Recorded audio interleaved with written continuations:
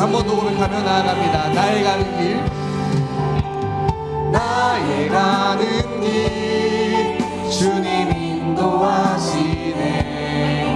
그는 보이지 않아도 날 위해 일하시네. 주 나의 인도자 항상 함께 하시네.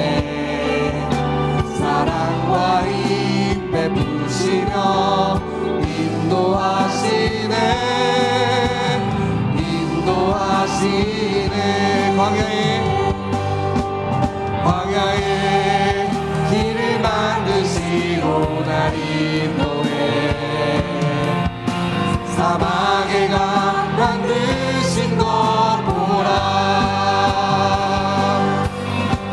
하늘 걷다 면에도 주의 말씀 영원히 내 삶 속에 새 일을 행하리. 나의 가는 길 주님 인도하시네. 그는 보이지 않아도 날 위해 일하시네. 주 나의 인도자 항상 함께 하시네. 사랑과 힘 베푸시며 인도하시네.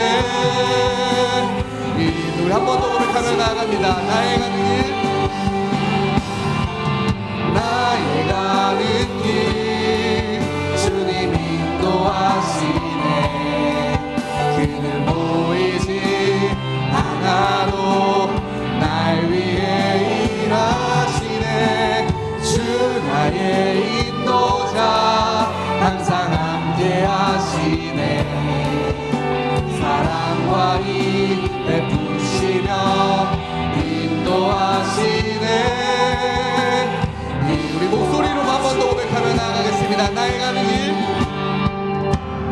나의 가는 길 주님 인도하시네. 그는 보이지 않아도 날 위해 일하시네. 주 나의 인도자 항상 함께 하시네. 사랑과 힘 베푸시며 인도하시네. 인도하시네. 우리의 길을 예비하시고 인도하시는 주님을 찬양하며 나아갑니다. 할렐루야. 이어서 힘차게 또 박수하면서 찬양하며 나아갑니다.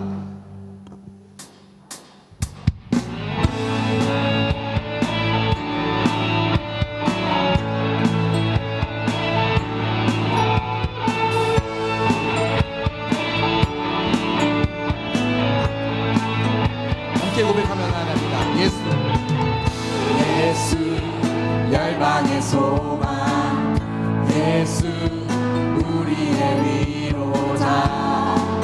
주는 온 땅의 영원한 소망. 예수 어둠 속의 빛, 예수 어둠 속의 빛, 예수 변함없는 진리.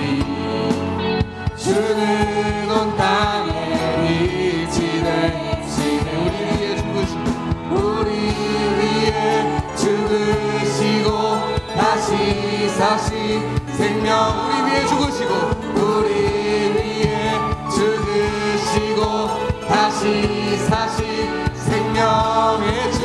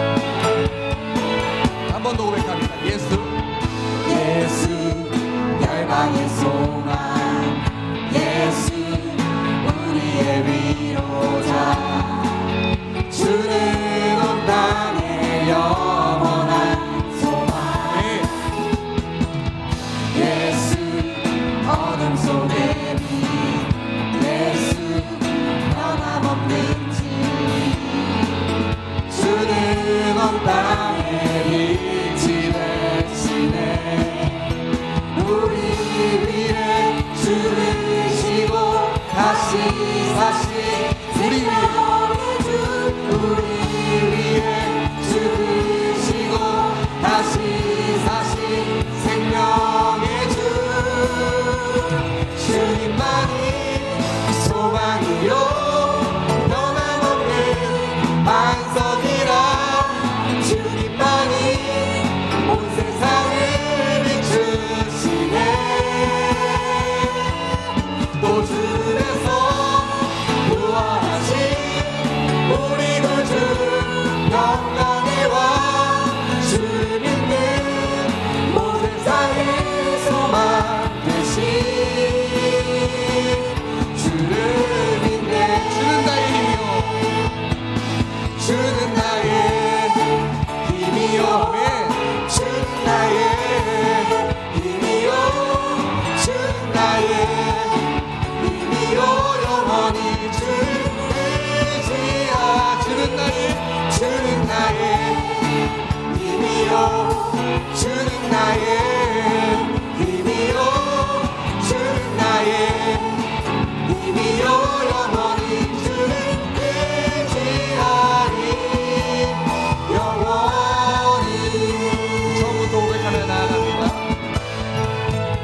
하늘 위에 주님밖에 하늘 위에 주님 앞에 내가 사모할 자 이 세상에 없네 내 맘과 힘을 믿을 수 없네 오직 한 가지 그 진리를 믿네 주는 나의 힘이요 주는 나의 힘이요 주는 나의 힘이요 영원히 주를 의지하 주는 나의 힘이요 주는 나의 힘이요 주는 나의 힘이요 영원히 주를 의지하리 영원히 한 번 더 고백하겠습니다. 하늘 위에 주님밖에 하늘 위에 주님 앞에 내가 사모할 자 이 세상에 없네 내 맘과 힘을 믿을 수 없네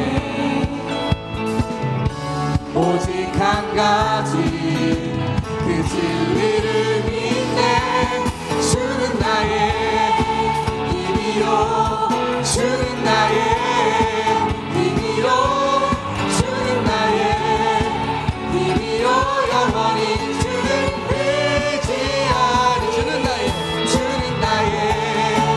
힘이요 주는 나의 힘이요 주는 나의 힘이요 영원히 우리 목소리로만 주는 나의 힘이요 주는 나의 힘이요 주는 나의 힘이요 영원히 주를 의지하리 주는 나의 힘이요 주는 나의 힘이요 주는 나의 힘이요 영원히 주를 우리 마지막으로 한 번 더 주는 나의 힘이요 주는 나의 힘이요 주는 나의 힘이요 영원히 주를 의지하리 영원히 하나님께 영광의 박수 올려드립니다. 할렐루야.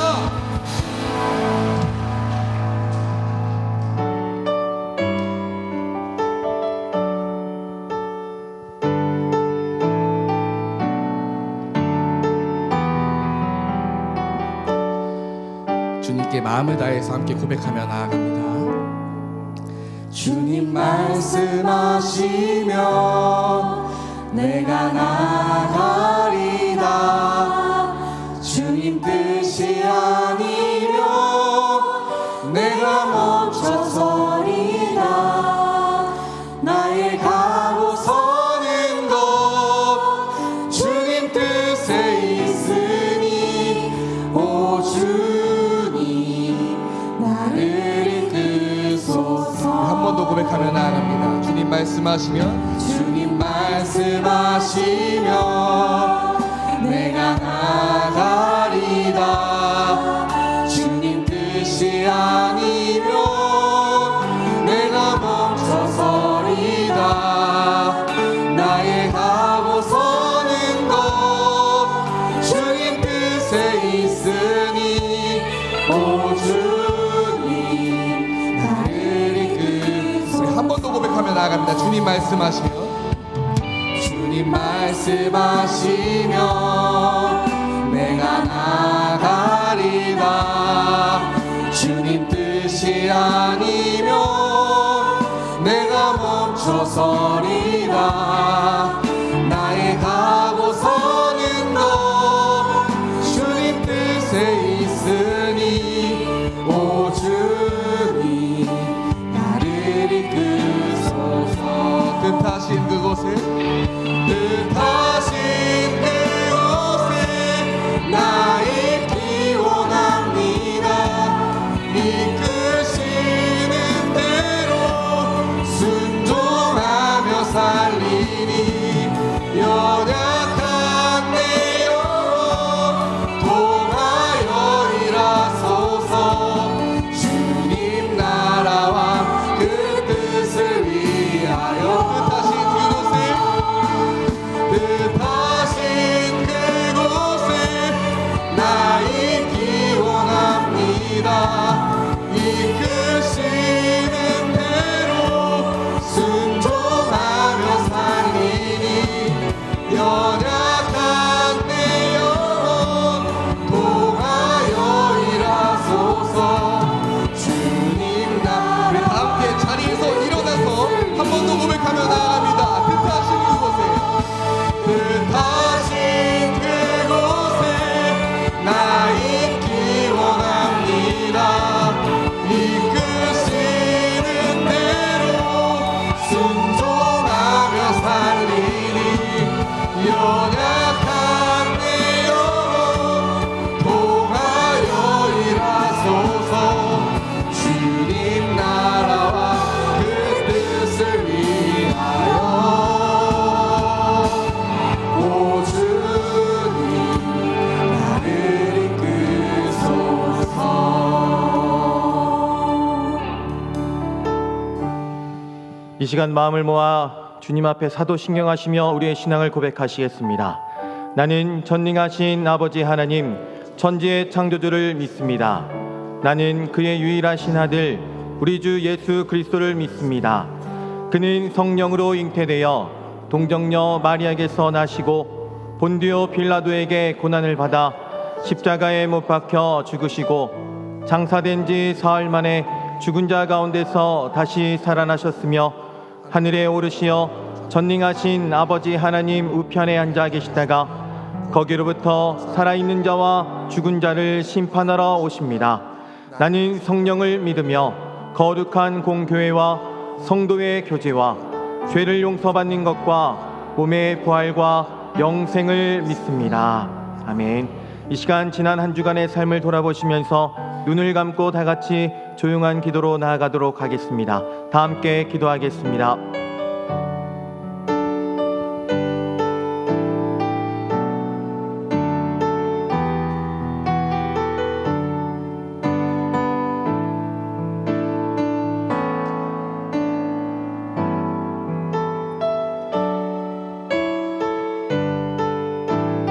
우리는 그리스도 안에서 그의 은혜의 풍성함을 따라 그의 피로 말미암아 속량 곧 죄 사함을 받았느니라. 우리를 속량하신 예수님의 이름으로 기도드립니다. 아멘. 교독문 65번 시편 149편 함께 교독하겠습니다. 할렐루야. 새 노래로 여호와께 노래하며 성도의 모임 가운데에서 찬양할지어다.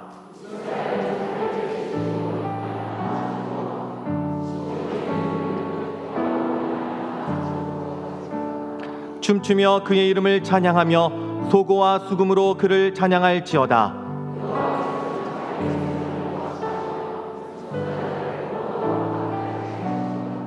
성도들은 영광 중에 즐거워하며 그들의 침상에서 기쁨으로 노래할지어다.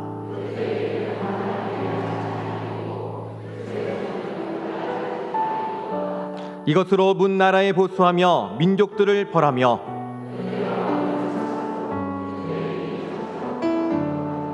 함께 읽겠습니다. 기록한 판결대로 그들에게 시행할지로다. 이런 영광은 그의 모든 성도에게 있도다. 할렐루야. 모두 자리에 앉으시겠습니다.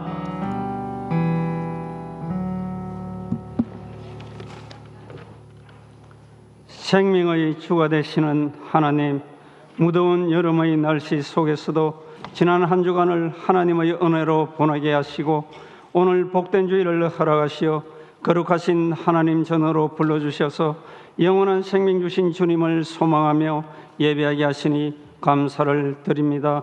이 시간도 저희의 마음과 뜻과 정성 다하여 예배드리기를 원하오니 주님 앞에 바로 서지 못한 저희의 잘못과 허물을 용서하여 주옵시고 저희의 심령을 예수 그리스도의 보혈로 씻어 정결케 하시어서 하나님의 성결한 영으로 충만케 하시고 신령과 진정으로 드리는 예배되게 하옵소서. 이 예배를 통하여 우리의 심령을 주님의 참 평안으로 채워주셔서 세상에서의 두려움과 불안, 마음의 근심을 주님 전에 내려놓게 하시며 주님이 주시는 소망과 위로로 새 힘을 얻게 하옵소서. 그리하여 주님의 선하시고 온전하신 뜻을 분별하여 하나님이 이끄시는 삶으로 나아가 믿음으로 승리케 하옵소서. 사랑하시는 성도들의 가정과 일터 위에도 하나님 축복하시어서 늘 행통의 복으로 함께하여 주옵소서. 천하보다 한 영혼을 기이 여기시는 하나님, 우리 교회를 축복하시어서 우리에게 영혼을 사랑하는 주님의 마음을 부어주시고 우리 모두가 복음의 열정으로 충만하여 사람을 살리고 생명을 구원하는 믿음의 공동체가 되게 하옵소서. 날마다 말씀과 기도 속에 주님의 은혜와 사랑을 증거하는 교회 되게 하옵소서. 또한 하나님의 뜻 가운데 세우신 김신일 담임 목사님에게 성령의 능력과 권능을 더하여 주셔서 교회와 성도들을 섬기게 하시며 그 사역을 선히 인도하여 주옵시고 안용식 원로 목사님 네 분의 건강도 지켜주시어 그 여정에 하나님 은혜로 함께하여 주옵소서. 주님의 몸된 교회 다음 세대를 축복하여 주셔서 사랑하는 자녀들이 어려서부터 하나님을 경외하며 주님의 사랑 안에서 말씀 따라 바르게 잘 성장하여 하나님과 사람 앞에서 은총과 기중이 여김을 받을 수 있는 믿음의 자녀들이 되게 인도하여 주옵소서. 지금까지 이 나라를 지키시고 보호하신 하나님, 이 나라 이 민족이 더욱더 하나님을 경외하며 평화와 번영의 길로 나아가게 하시고 하나님의 공의와 진리 가운데 세워지는 나라가 되게 하옵소서. 이제 말씀을 전가하실 담임 목사님을 성령께서 친히 붙들어 주셔서 전하시는 말씀이 우리의 마음밭에 새겨지게 하시고 그 말씀대로 새로운 한 주를 살아가는 능력의 말씀이 되게 하옵소서. 오늘도 예배를 위해 곳곳에서 수고한 손길들과 찬양으로 영광 올려드리는 글로리아 찬양대를 축복하여 주시기를 원하옵고 우리를 구원하신 예수님 이름으로 기도드립니다. 아멘.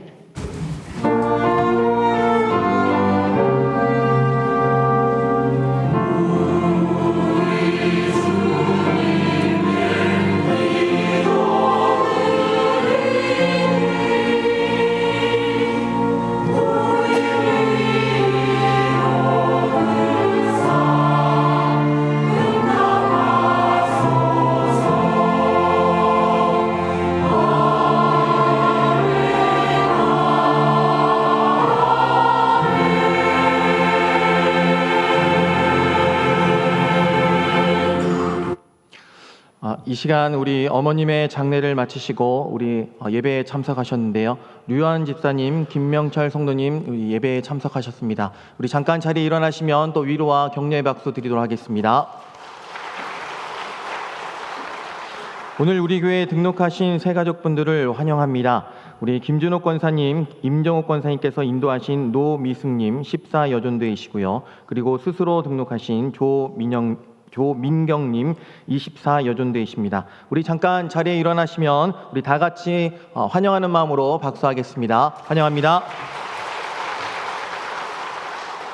우리 좌우에 앉아 계신 분들과 인사 나누시겠습니다. 예수님의 이름으로 사랑하고 축복합니다. 예수님의 이름으로 사랑하고 축복합니다. 교회 소식입니다. 입회 세례 광고입니다. 오는 8월 23일 주일 2부 예배 시 올 하반기 입회 및 세례식을 가집니다. 입회 세례 받으시는 모든 분들에게 축하를 드리며 은혜 가득한 시간이 되도록 기도하여 주시길 바랍니다. 사랑 나눈 바자의 준비 모임이 오늘 오후 예배 후 2층 중보기도실에서 있습니다. 남여전도회 연합회 임원 및 2, 3 안수집사 임원분들께서는 꼭 참석해 주시길 바랍니다. 다음 세대 여름 행사 광고입니다. 유년부 여름 캠프가 파라볼레 트래블이라는 주제로 8월 22일 토요일과 23일 주일에 걸쳐 있습니다. 교육자와 선생님들을 위해서 또한 우리 아이들이 많은 은혜 받을 수 있도록 함께 기도하여 주시길 바랍니다. 9월 5일 토요일에 개학하는 제15기 아기학교 모집 마감이 오늘까지입니다. 주보를 참고하셔서 신청하여 주시길 바라며 자세한 문의는 아기학교를 담당하는 정희 전사님에게 해주시길 바랍니다.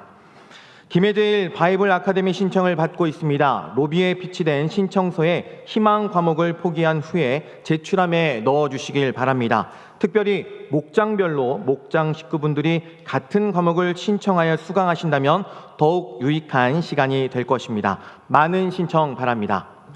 거룩하고 복된 주일, 오늘 우리에게 주시는 하나님의 말씀은 마태복음 2장 13절에서 15절의 말씀입니다. 하나님 말씀을 봉독합니다. 그들이 떠난 후에 주의 사자가 요셉에게 현무하여 이르되 헤롯이 아기를 찾아 죽이려 하니 일어나 아기와 그의 어머니를 데리고 애굽으로 피하여 내가 내게 이르기까지 거기 있으라 하시니 요셉이 일어나서 밤에 아기와 그의 어머니를 데리고 애굽으로 떠나가 헤롯이 죽기까지 거기 있었으니 이는 주께서 선지자를 통하여 말씀하신 바 애굽으로부터 내 아들을 불렀다 함을 이루려 하심이라. 아멘.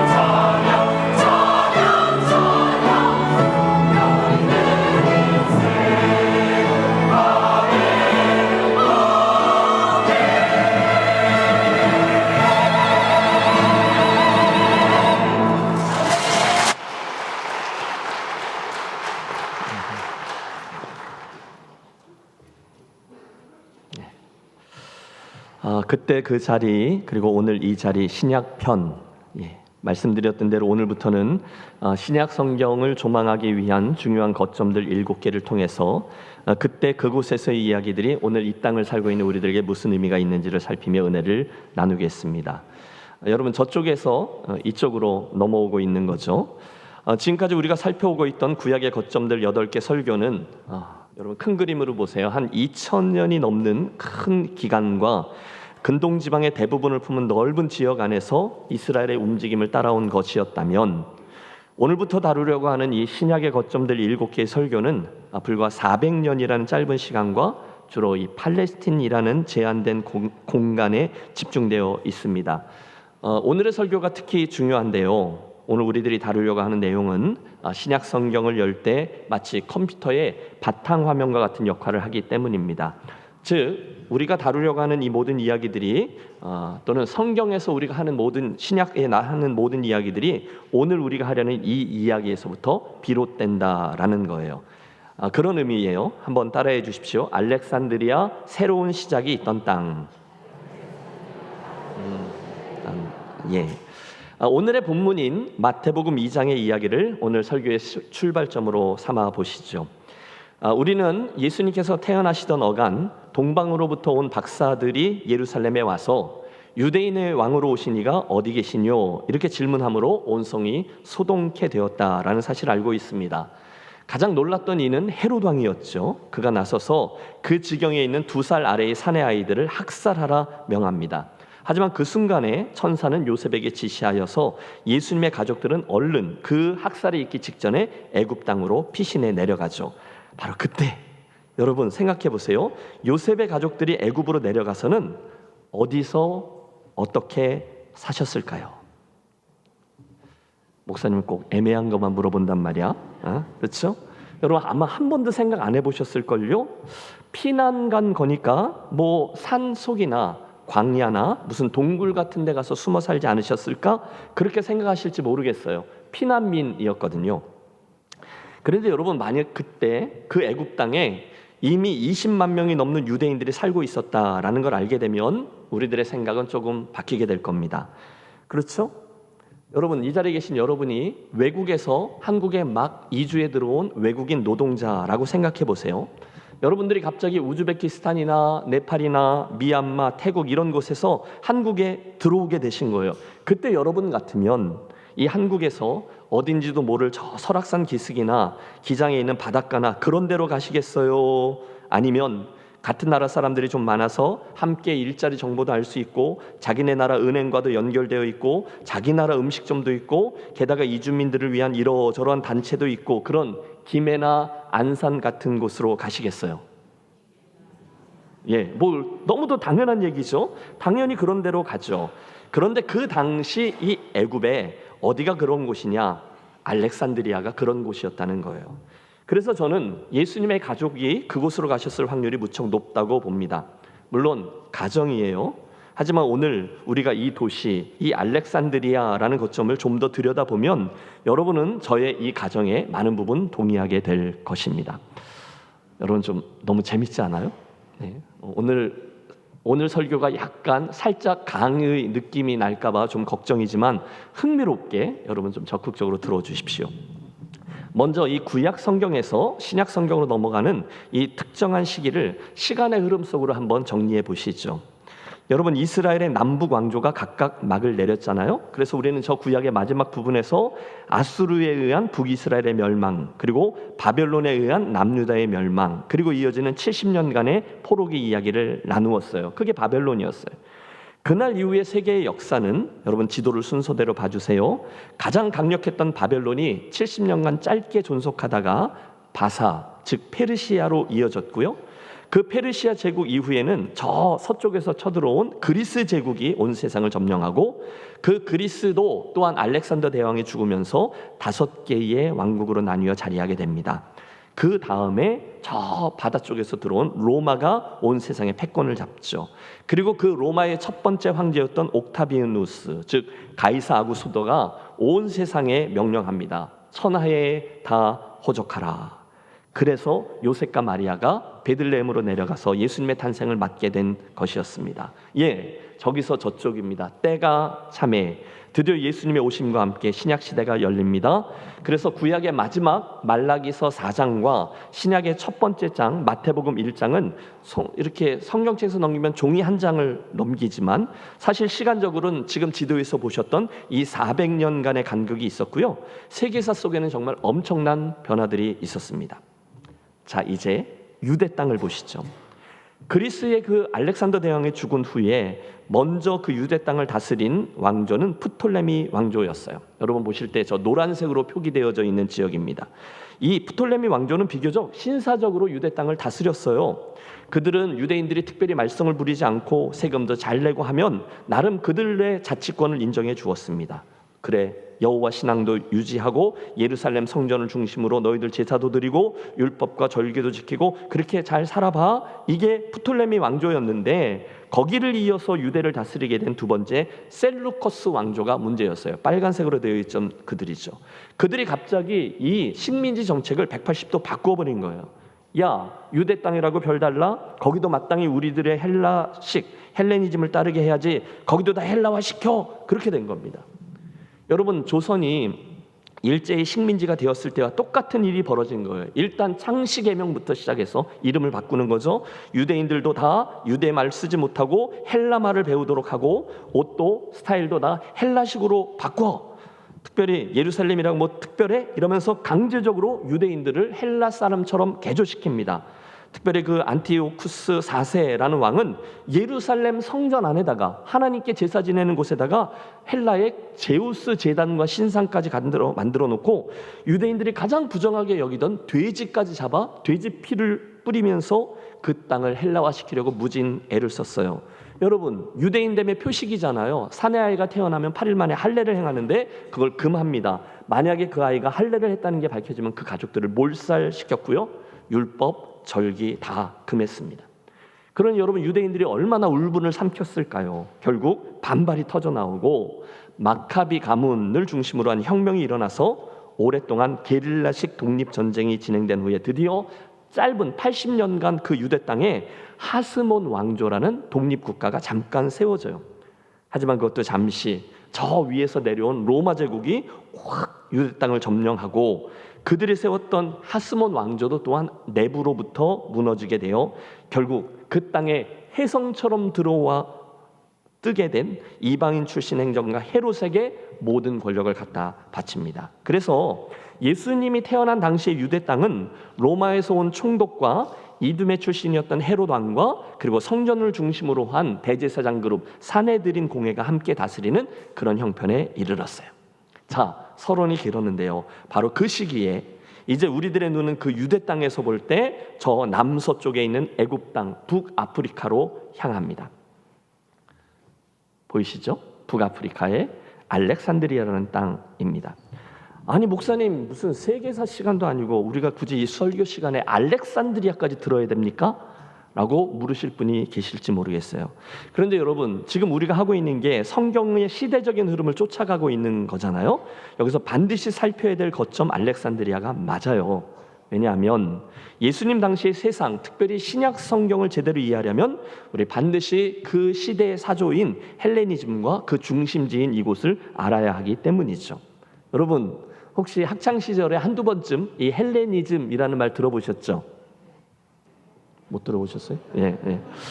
여러분, 그리스의 알렉산더 대왕은 정복하는 곳들마다 그 대단한 사람이었잖아요. 이 헬레니즘이라는 새로운 삶의 방식을 만들고요, 그걸 전파했어요. 그건 뭐냐면 그 조그만 반도, 그리스 반도에 있었던 그리스의 철학과 문학과 사상, 이 모든 것들을 정복지 땅에 있는 그것들과 이렇게 융합시켜서 새로운 시대 사조로 탄생시킨 거예요. 이건 점점 확장되어서 동쪽에 있는 인도를 넘어 그 당시에 중국까지, 그리고 심지어 그 당시 극동인 통일 신라에까지 영향을 미쳤으니 정말 엄청난 영향력이었다 할 수 있습니다. 그때 이 북아프리카에 있었던 알렉산드리아가 그걸 대표하는 도시였다는 거죠. 그 출발점은 이러했어요. 그리스의 알렉산더 대왕이 확 내려와서 이집트를 정복한 후에 이곳에도 우리 새로운 헬라식 도시를 건설하자라고 제안한 것이죠. 여러분 원래 저 북아프리카의 해안가에는요 시골 항구들 몇 개만이 자리하고 있었어요. 그런데 이 알렉산더 대왕의 명령으로 이곳이 도시로 개발되면서 그 지정학적인 위치와 당시의 정치, 군사적인 여건들이 맞물려서 이 알렉산드리아라는 도시는 그 위에 있는 지중해 전체를 아우르는 최고의 무역 도시 그리고 문화 도시로 거듭났습니다. 여러분, 지금부터 2000년 전에 약 50만 명이나 되는 인구를 소유했다. 이건 오늘날로 말하면 거의 1000만 명, 2000만 명이 넘는 큰 도시를 의미했습니다. 그게 알렉산더가 만든 도시예요. 그런데 여러분 이 젊은 알렉산더 대왕이 33세의 젊은 나이로 갑자기 요절을 하거든요. 너무 젊었잖아요. 그래서 후계자를 못 키운 거예요. 결국 그의 그리스 제국은 곧바로 문을 닫고 신하 장군들에 의해서 아까 보신 알록달록한 대6개의 나라로 쪼개진 거죠. 그리고 말씀드린 대로 이 아프리카 쪽에 있는 프톨레미 왕조가 제일 먼저 유대 땅을 차지했고 훗날 셀루커스 왕조가 그 자리를 차지했다가 결국은 로마가 밀고 내려와 세상을 평정하며 유대 땅은 로마의 속국이 되는 거죠. 바로 그 어간에 특별히 프톨레미 왕조가 이집트와 유대 땅을 다스릴 때 그 수도인 알렉산드리아가 엄청난 번영을 누리게 된 거예요. 자, 이제 그 도시입니다. 그 번영은 단순히 경제적인 번영만이 아니었어요. 모든 면에서의 번영이었어요. 여러분 지도를 보셨다시피 아프리카 저 남쪽에서부터 그걸 관통해서 내려온 그 나일강의 하구 그리고 지중해가 맞닿아 있는 곳이어서 그곳은 지중해의 무역을 관장하기 너무 좋은 최적의 조건을 갖추고 있었어요. 도시는 엄청나게 확장되었고 또 발전했습니다. 여러분 여기서 보시듯이 알렉산드리아는요 헬라식 계획 도시였어요. 땅에 줄부터 긋고 도로부터 깔고 여러분 그 알렉산드리아에 대한 지형도도 남아 있고요 상상도도 있습니다. 여러분 유명하죠. 그 당시 세계 7대 불가사의 중에 하나라고 알려진 그런 135m 높이의 등대인 파로스 등대도 거기 있었다고 하고요. 여러분 이 등대는요 그 고대 세계에서 4km까지 불을 비추었다고 해요. 또 이 도시의 거대한 운하들도 건설되면서 나날이 번영합니다. 경제적인 성공뿐이 아니었어요. 이후 그곳은 인문학의 중심지로 발돋움을 해서 그 당대의 모든 문학, 철학, 예술 이 모든 것들을 하는 뛰어난 수재들이 다 몰려들어요. 아마 여러분이 학창 시절에 한두 번쯤은 들어보셨을 수학자 이름들, 철학자 이름들, 그리고 천문학자 이름들, 유명한 학자들은 거의 다 알렉산드리아 출신입니다. 거기에는요 무세이온이라고 박물관도 세워졌고요 당대 가장 컸다던 저런 도서관도 자리했어요. 여러분 그 당시 저 도서관의 장서가 50만 권에 이르렀대요. 여러분 예 고맙습니다. 예 이제 좀 할 줄 아시네요. 감사합니다. 예 과연 알렉산드리아라는 도시는요 그 당시 온 세상에 있는 지식과 기술과 지혜의 총알아가 불리울 만한 곳이었어요. 여러분 심지어 이곳은요 초대교회 교부, 초대교회 아버지라고 불리웠던 뛰어난 신학자들도 많아요. 클레멘트, 오리겐, 아타나시우스 등등이 모두 다 이 알렉산드리아 출신이었고요. 터툴리안이나 우리가 잘 아는 성 어거스틴 같은 이들도 그 동네 근처의 북아프리카 출신들이었어요. 여러분 우리가 사도행전을 읽다 보면 거기 그곳에서 온 유명한 성경교사 아볼로라고 나오거든요.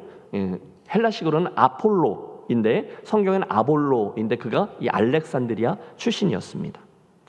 자 이제 마지막으로 한 번만 더 렌즈를 좁혀봅니다. 이번에는 그 알렉산드리아에 살고 있는 유대인들을 보겠습니다. 지난 시간 우리는 남왕국이었던 유다가 멸망하기 직전에 애굽과 바벨론 사이에서 치열하게 줄타기를 했다는 것을 확인했어요. 결국 이 바벨론이 최후 승자가 되어서 예루살렘을 파괴하고 죽이고 남겨진 이들을 그 땅의 포로로 끌어갔죠. 70년 포로기의 시작입니다. 그때 끝까지 이 바벨론을 거부하고 결사항전을 벌였던 이들이 있는데 그들이 바벨론이 세운 총독 그달리아까지 암살한 후에 결국 정치적인 망명을 선택해요. 여러분 바벨론을 반대했으니 그들이 어디로 갔을까요? 당연히 애굽이죠. 친애굽파였다니까요. 그때 우리들의 생각보다 훨씬 더 많은 사람들이 애굽으로 내려갔습니다. 그러고 보니 우리가 디아스포라라고 이야기하는 사람들은 동쪽 바벨론으로 끌려간 사람들 뿐이 아니라 서쪽 애굽으로 이주한 사람들까지도 포함해야 하는군요. 놀라지 마십시오. 그렇게 정치적인 망명을 선택한 사람들, 나중에 프톨레미 왕국이 저 시리아와 유대 땅에서 잡아온 사람들, 그리고 그 왕조의 관대함에 매료돼서 스스로 그리로 이주해온 사람 등등 해서 그 당시 이 알렉산드리아에는요 근 12만 명이나 되는 유대인들이 살게 되었대요. 와, 몇 명이요? 12만 명. 거기에 발맞추어서 이 프톨레미 왕조는 유대인들을 위해서 야, 이 사람들 대단한데, 그리고 알렉산드리아 땅에 5분의 1을 띄어서 동쪽 지역을 유대인 지역으로 떼어주었습니다. 그러니 생각해 보세요. 비록 나라를 다 잃었지만 알렉산드리아에 와서 살고 있던 유대인들은 나름 그곳에 자리를 잡아요. 여러분, 포로기 70년이 지난 후에 바벨론으로 끌려갔던 유대인 포로들은 페르시아 고레스 왕의 칙령에 의해서 예루살렘으로 돌아오잖아요. 그런데 이 애굽으로 내려갔던 유대인들은 안 돌아옵니다. 이 차이가 있어요. 자, 신학의 첫 번째 거점 알렉산드리아는 말씀드린 여러 이유들로 인해서 그 당시 가장 주목을 받던 국제도시였어요.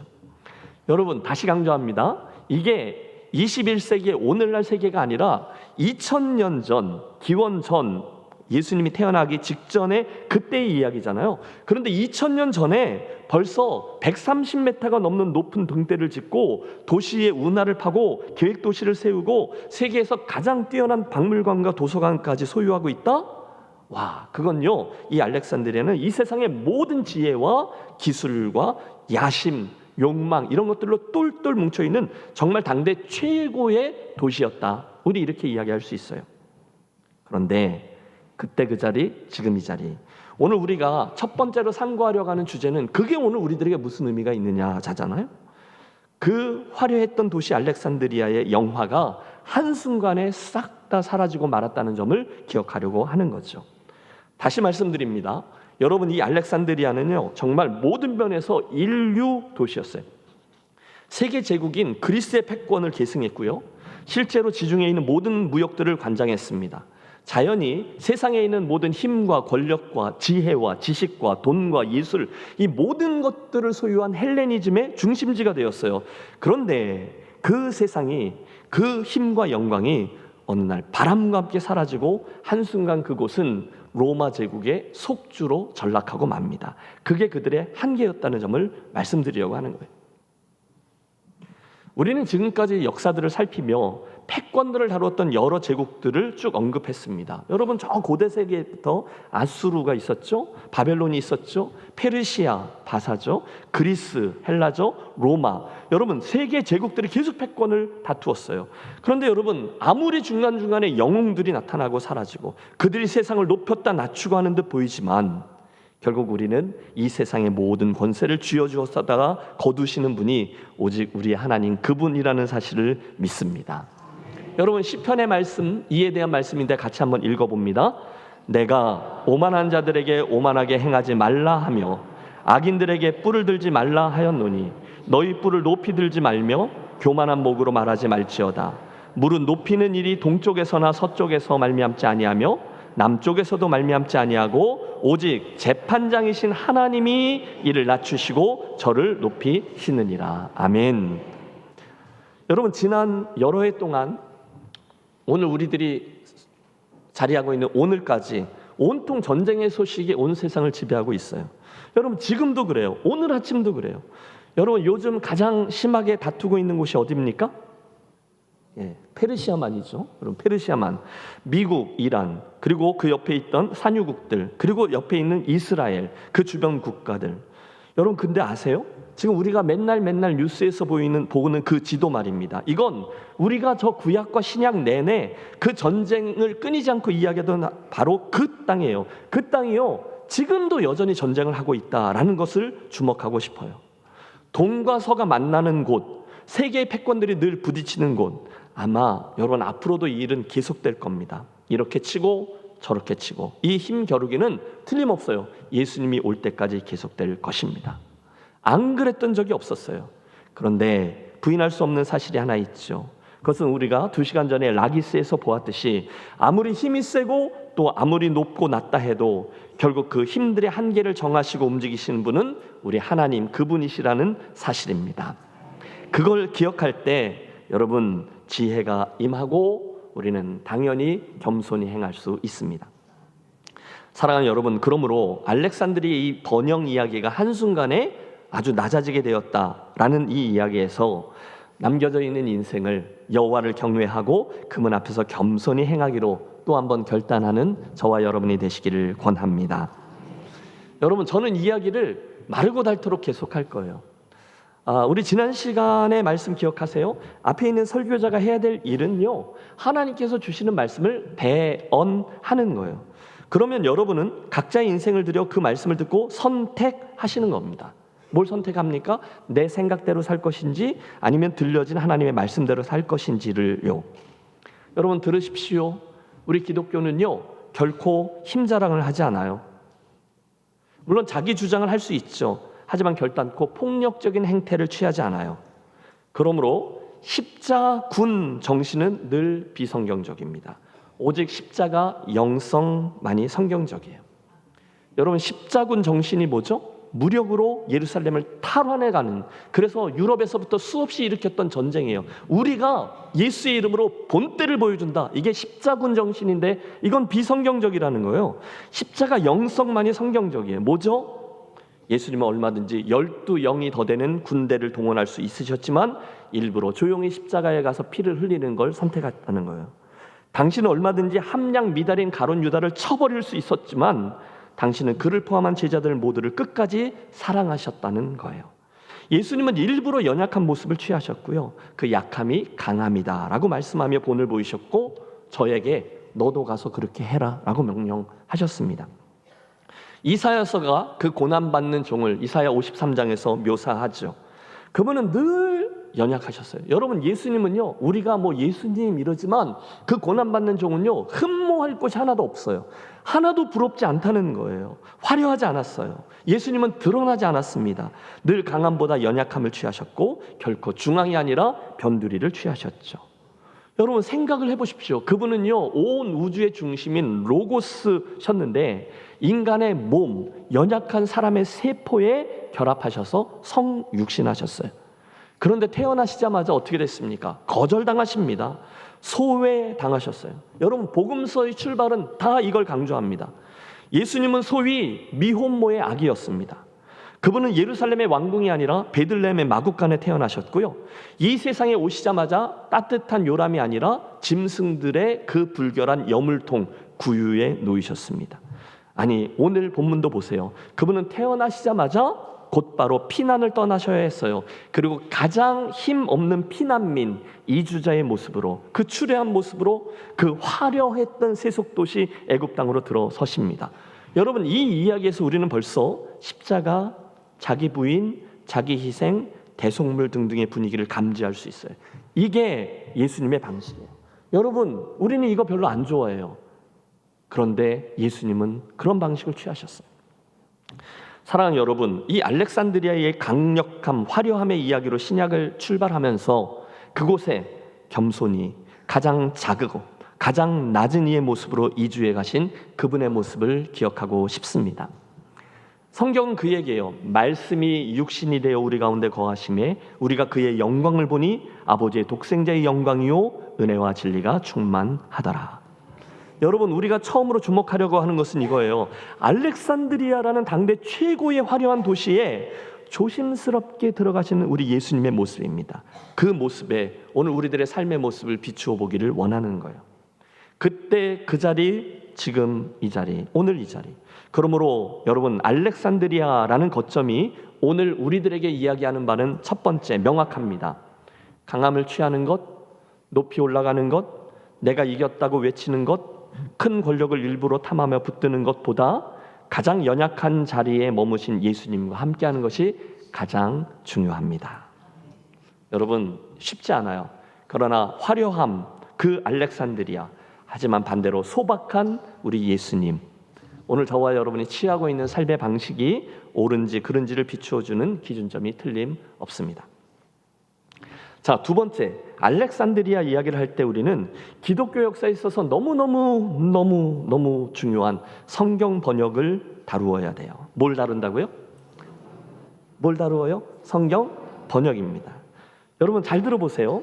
그 당시 그 프톨레미 왕국의 프톨레미 2세라는 왕은요, 지혜와 지식을 너무도 사랑해서 자기가 세운 그 커다란 박물관과 도서관에 이 세상에 있는 모든 지식들을 갖다 보관하기를 원했어요. 그러던 중에 그가 아주 독특한 민족, 저 히브리 민족의 유대인들의 히브리 성경을 알게 된 거예요. 여러분, 하나님의 뜻이 있으셨죠. 그래서 이 프톨레미 왕은요, 예루살렘에 있는 대제사장에게 편지를 씁니다. 너희들 중에 가장 뛰어난 학자들 70인을 보내달라. 그래서 이 번역 작업을 진행할 유대인 학자들을 보내달라고 청한 거예요. 여러분, 그 청은 왕의 청이었거든요. 그래서 예루살렘이 즉각 응하여 12지파가 각각 6명씩 해서 총 72명의 뛰어난 학자들을 선발해서 알렉산드리아로 파견 근무를 보낸 거예요. 그리고 그들을 통해 저 유명한 불가타, 셉투아진타, 즉 저 70인 성경이 탄생한 거예요.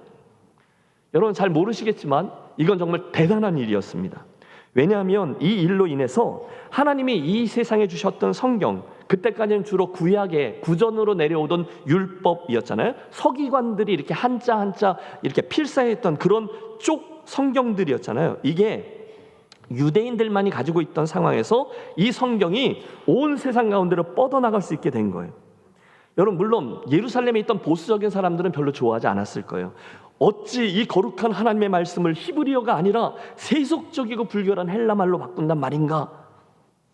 그러나 그러거나 말거나 이로 인해서 알렉산드리아에 살고 있던 유대인들 12만 명은요, 큰 도약을 경험해요. 우선은 보세요. 그들의 다음 세대들, 손주들, 그리고 증손주들, 그들에게 헬라어를 모국어로 쓰면서 자라나고 있던 이들에게 여호와 신앙을 바로 전수할 수 있게 되었고요. 회당들도 속속 늘어나기 시작했어요. 그리고 여기서 선교가 일어납니다. 여러분 잘 감이 없으실 텐데, 여러분이 네팔에서 오셨어요. 여러분이 우즈베키스탄에서 오셨어요. 그래서 1년, 2년 하다 보니 우리의 자녀들이 이 땅에서 태어나서 동상초등학교를 들어갔어요. 그러면 거기서 어느 나라 말로 공부해요? 한국말로 공부하죠. 그 이야기를 하는 거예요. 그 땅에 있던 유대인 자녀들에게 신앙교육을 제대로 시켜야 되는데 그 아이들이 쓰고 있는 헬라어로 성경이 번역됐다는 거예요. 여러분, 초기에 기독교가 막 창궐했던 그곳이 지금의 중동 지역이거든요.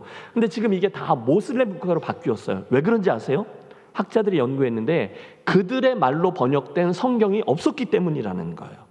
그러니까 1세대 신앙인들이 뜨거움을 갖고 있지만 성경이 없기 때문에 그 신앙이 2세대, 3세대로 전승되지가 않았다는 거예요. 그런데 지금 이 알렉산드리아에서 히브리어로 되어져 있던 성경이 그들이 쓰는 말, 그것도 학자들이 쓰는 언어 말고 평범한 사람들이 쓰는 그 코인의 헬라어로 성경이 번역되었고, 그것을 통해서 유대교의 유일신 신앙이 온 세상으로 퍼져나가기 시작했다는 거죠. 여러분, 그 당시 사람들이 볼 때 유대인들은요 되게 독특한 민족이었어요. 그런데 뭔가 이상해, 그게 뭘까 했는데 그들이 자기들이 알아들을 수 있는 헬라어로 된 유대인 신앙, 여호와 하나님에 대한 신앙을 깨닫고 그 진리 때문에 확 개종을 시작했다는 거예요.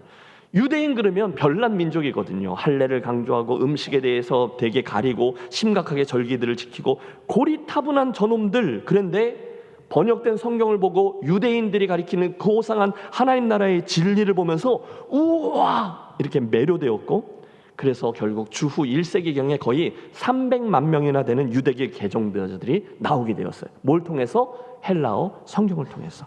그리고 꼭 개종까지는 아니더라도 유대교에 관심을 보이며 회당을 오가는, 성경에 나오는 표현대로라면 하나님을 경외하는 사람, God fearer라는 사람들도 많이 나오게 되었어요.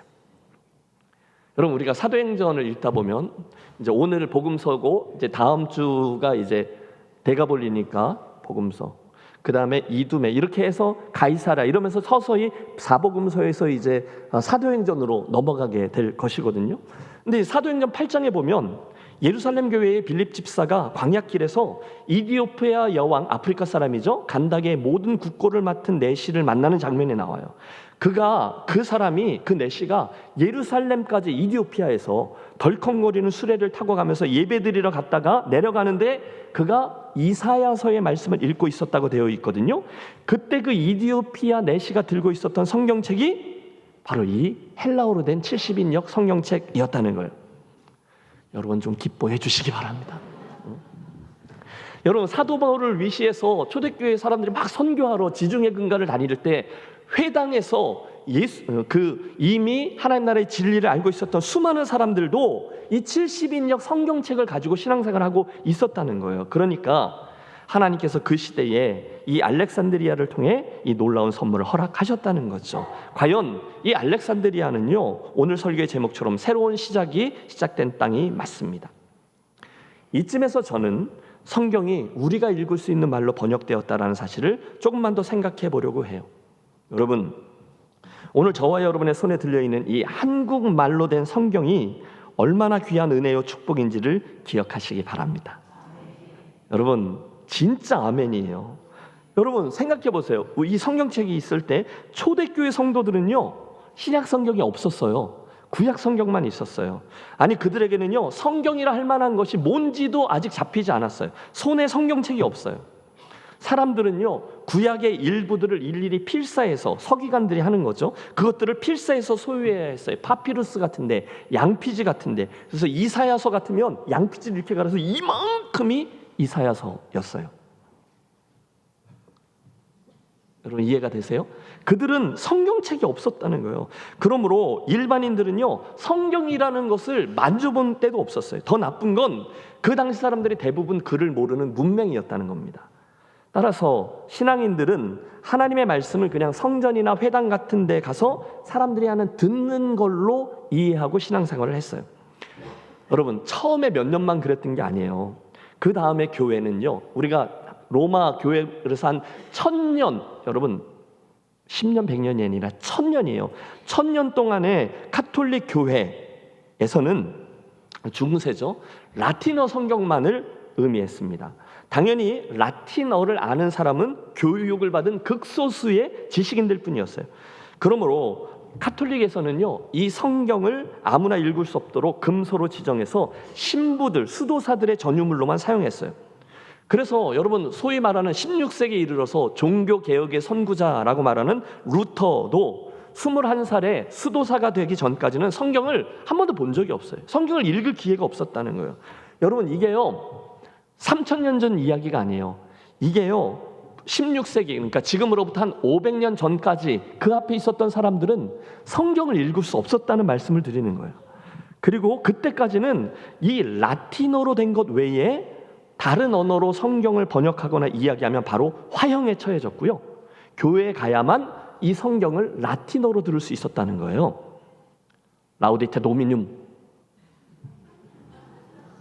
못 알아들으셨죠? 이게 라틴어를 사용하는 예배였어요.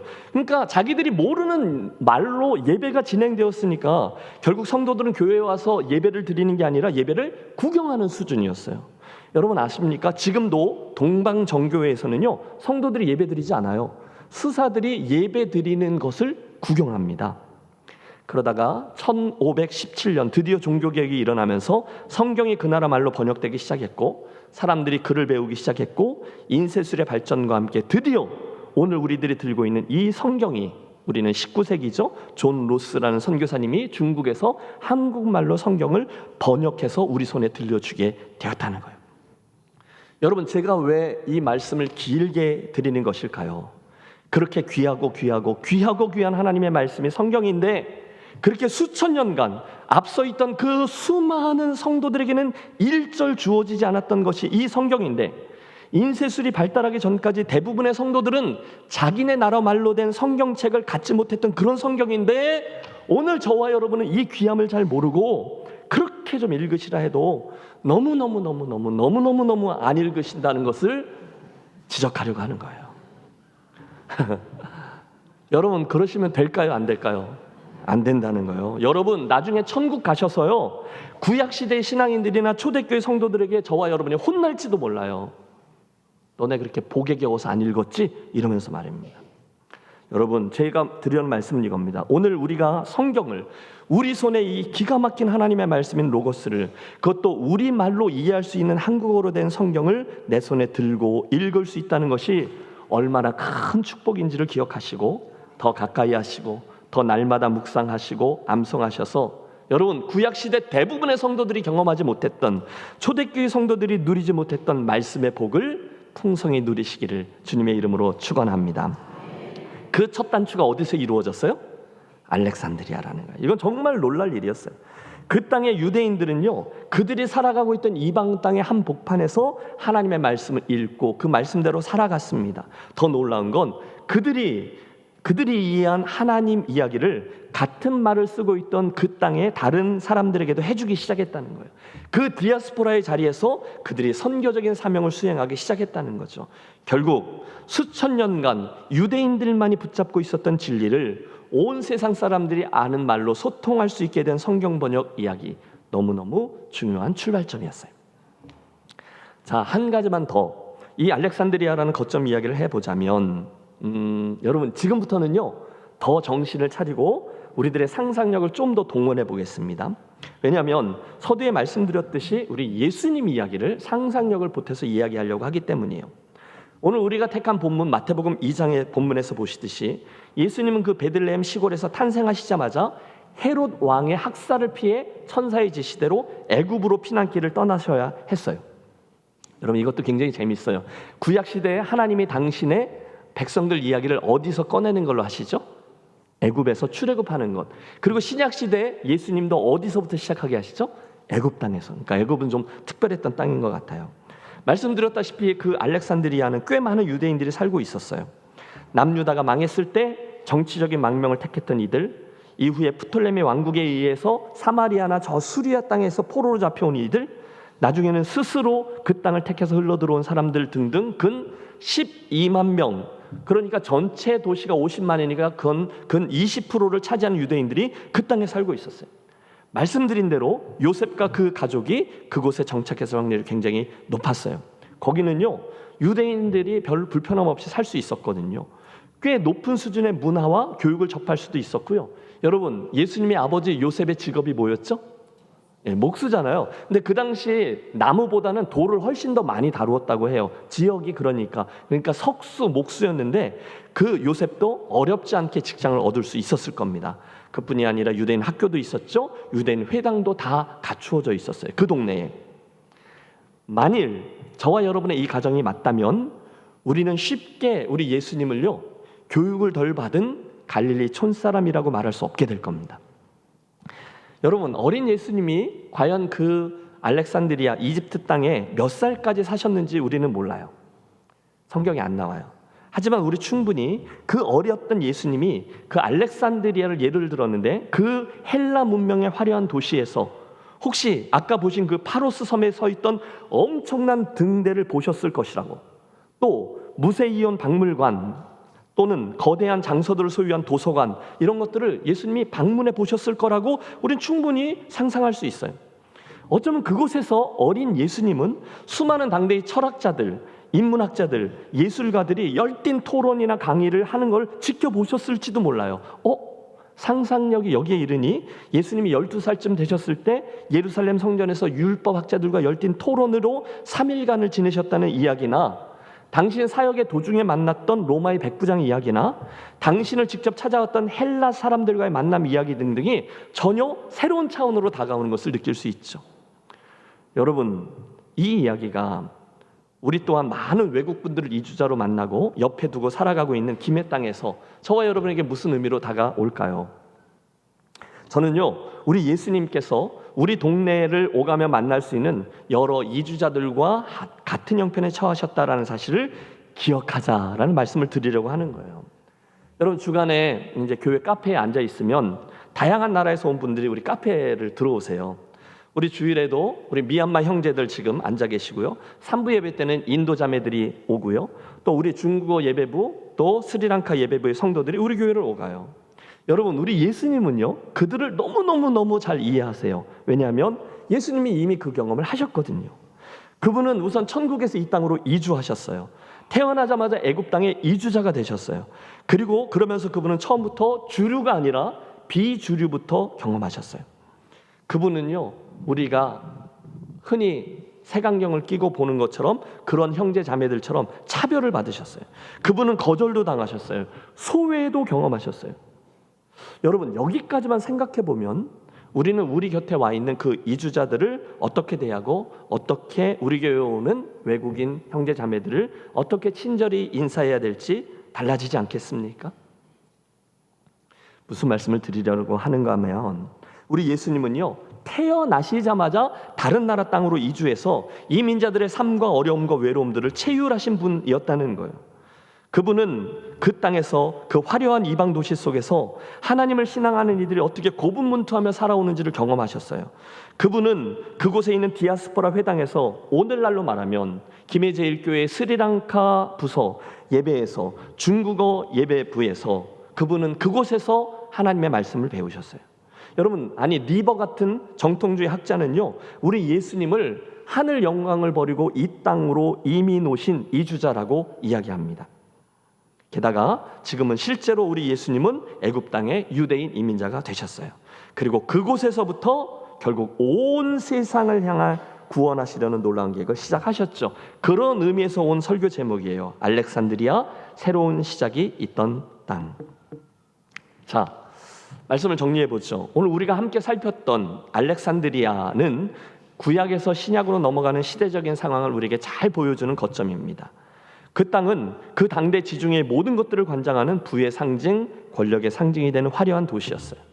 우리는 그 땅에서 이 세상의 힘, 높이, 강함, 권력, 학문, 지혜, 예술 등등 모든 것들을 만날 수 있어요. 너무너무 멋지고 누구나 흠모할 만한 그런 곳이었는데 그런 놀라운 헬라 도시의 한가운데로 어느 날 어떻게 보면 가장 볼품없는 모습의 이주자 한 피난민 가족이 들어가고 있는 거예요. 여러분 보세요.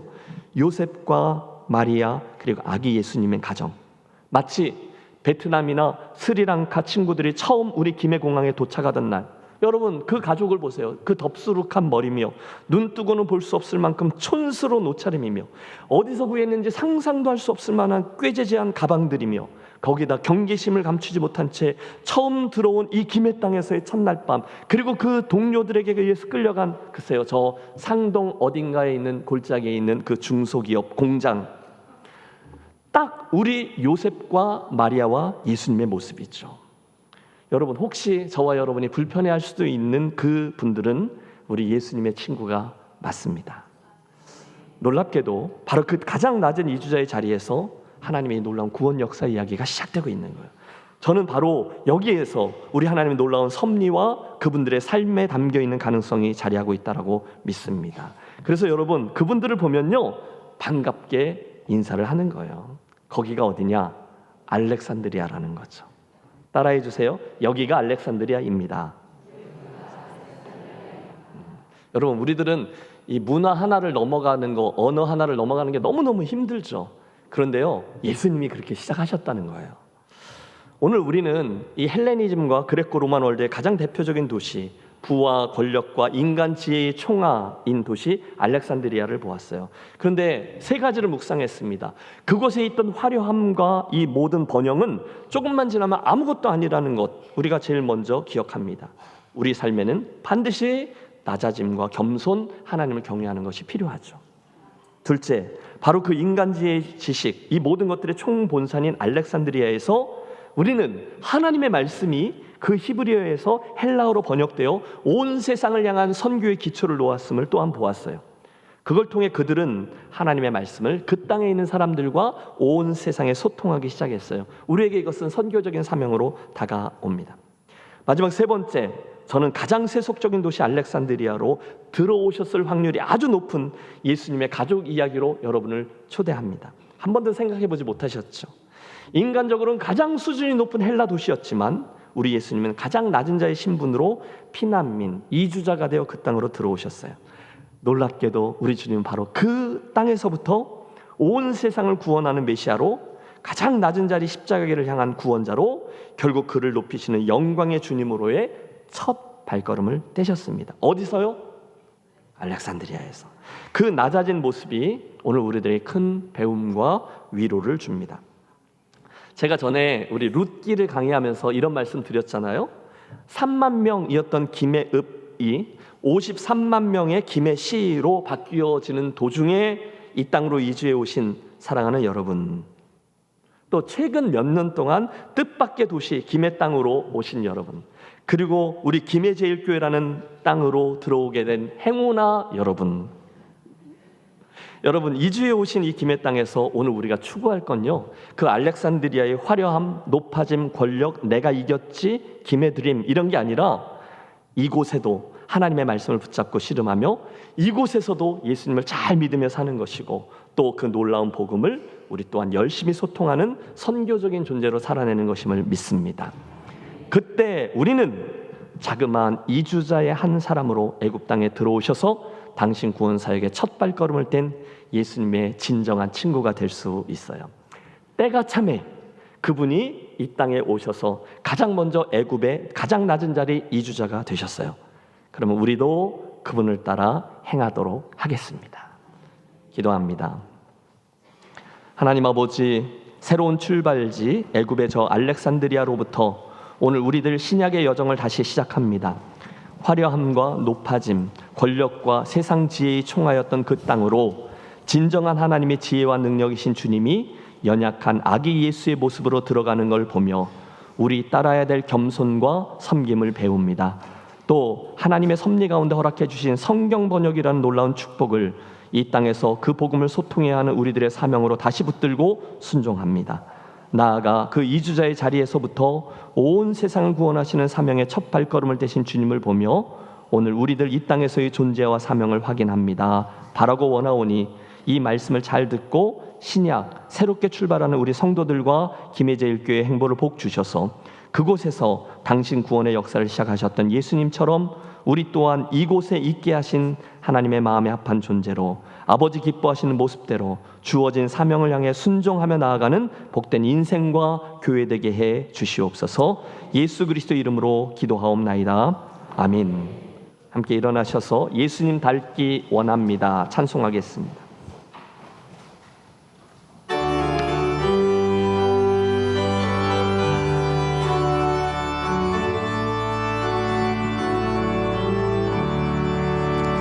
내 모든 소원 기도의 제목 예수님 닮기 원함이라. 예수님 영상 나 입기 위해 세상의 보험 아끼셨네. 예수님 닮기 내가 원하네. 날 구원하신 예수님을 내 마음속에 지금도 사 주님의 영상 잊히소서. 무한한 사랑 풍성한 긍휼 슬픈 자 위로 하시는 주. 길 잃은 죄인 부르는 예수 그 영상 닮게 하옵소서. 예수님 닮기 내가 원하네. 날 구원하신 예수님을 내 마음속에 지금도 사 주님의 영상 잊히소서. 겸손한 예수 거룩한 주님 원수의 멸시 참으시사 우리를 위해 고난을 받은 구주를 닮게 하옵소서. 예수님 닮기 내가 원하네. 날 구원하신 예수님을 내 마음속에 지금도 사 주님의 영상 잊히소서. 하나님, 귀한 예배의 자리로 불러주신 우리 무리가 주의 은혜에 감사하여 올려드린 예물을 받아주시고 하늘과 땅의 귀한 축복들로 풍성히 채워지는 복을 허락해 주시옵소서. 구약 성경을 마무리하고 새로운 신약 시대로 들어선 우리들에게 예수님 가장 잘 믿는 신실한 교회됨의 복을 주시고 복잡한 세상이지만 정말 겸손과 믿음으로 성공하는 모든 성도들 되도록 은혜 내려 주시옵소서. 특별히 새롭게 펼쳐진 기회 앞에 우리가 믿는 하나님은 이런 분이십니다. 든든히 자랑하고 선포하는 복된 성도들과 저들 삶의 한 주간 되게 해 주시옵소서. 이제는 우리 주 예수 그리스도의 크신 은혜와 하나님 아버지의 극진하신 사랑하심과 성령 하나님의 감동 감화 내주 충만 그리고 보호하시는 은혜가 오늘 신약을 여는 저 알렉산드리아라는 거점에서 주신 은혜, 겸손해지는 은혜, 예수님 닮아가는 은혜, 하나님의 말씀을 사랑하는 은혜, 나아가 예수님의 친구 이주민들을 사랑하고 선대하며 선교적 사명을 다시 붙드는 은혜와 함께 새로운 한 주로 향하는 우리 사랑하는 김혜제일교회 모든 성도들의 심령과 저들의 삶 위에 이제로부터 영원토록 함께 하시기를 간절히 축원하옵나이다. 아멘.